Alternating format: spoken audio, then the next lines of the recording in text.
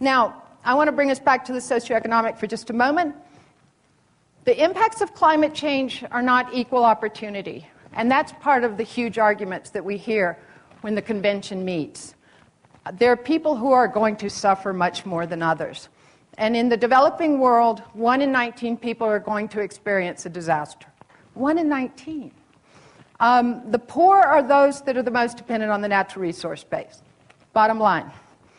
Women are more vulnerable, and I tend to focus here, women are less represented in the global dialogues. No matter what walk of life you're in, they're less represented. We have a lot of work to do on the socioeconomic side. Livestock-based livelihoods are not just a great picture of all kinds of livestock from all over the world with their pastoralists with them. And that's just to show that these are the people that are dependent on it. There are a number of socioeconomic issues that are keeping us from moving grazing lands management forward. Transit routes are shrinking. There's land that's being privatized. We're losing this capacity to actually move the animals where we need to move them. There are a lot of issues around land tenure. Competition for other land uses, biofuels, you know the arguments, or you're hearing about them more and more, is like, what's the best land use that is also good for food security? Lack of services for a lot of our nomadic people in terms of education and health care, and they are, in fact, the most marginalized. And so there's really a lack of a voice for their needs and priorities to be at the table. But that is clearly changing, thankfully.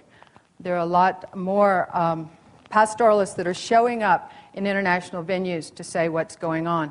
Now, just a couple of examples. I want to talk about communications. I think all of us belong to various networks, and these are fantastic. We need to make sure our networks are talking to one another. In Kenya, we have a Kenya Livestock Working Group. It's everybody in the value chain. It's the wildlife people, the land management people, the Ministry of Ag, Ministry of Environment, the researchers, the pastoralists, the slaughterhouses, et cetera, et cetera.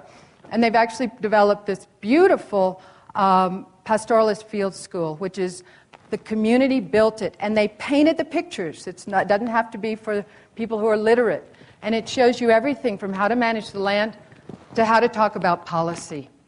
And it's done in a manyata, in sort of a native household way. So it's a really comfortable space.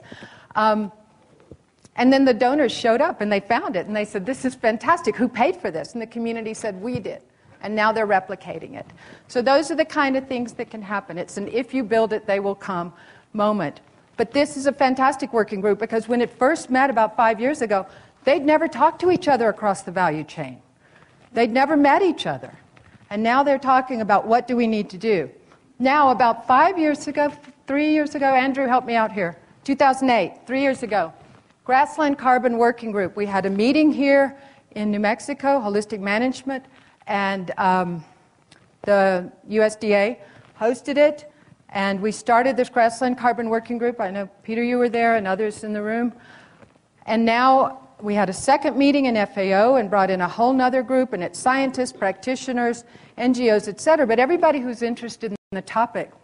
FAO said, we'll start the listserv, we'll put up the website, and now what we're trying to do is really try to make this a go-to source for Grassland's carbon information. And we'll share the website on the wiki, and please do join the listserv, and please do use the information and give information to it. So I have a few take-home messages. One is let's keep food security and poverty alleviation in front of us at all times. I think we got excited about carbon and carbon credits and carbon money, and we went running over in this direction.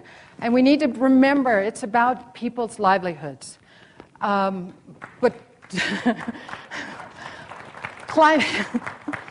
you hear about climate-smart agriculture now.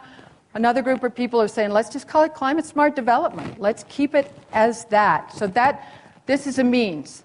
And livestock are clearly irreplaceable in terms of livelihoods, but as well as managing lands. Well-managed grazing lands are critical for mitigation. We know that. The associated co-benefits, and I love, Courtney, another fancy word for food, But in this case, let's look at the co-benefits as being all those things: soil organic matter, productivity, water capture and retention, biological diversity, that are vital for adaptation. We can manage for all of this.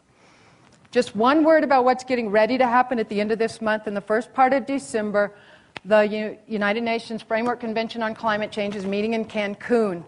Last year, they met in Copenhagen, and we all ran around with buttons that said, "No ag, no deal, no ag, no deal." We've got to keep doing all the work on the ground, and that was the best thing that came out of Copenhagen, is there were 60,000 people like you that said, we're going to make it happen. The least developed countries are saying, we have to get agriculture into this agenda because it's the backbone of our economies, food security, and livelihoods. And agriculture has really moved up the agenda. And so to be honest with you, if we get this technical body figured out this next time, we will have made huge headway. But absolutely, we've got to just keep working, no matter what happens with the conventions. Thank you so much for the time.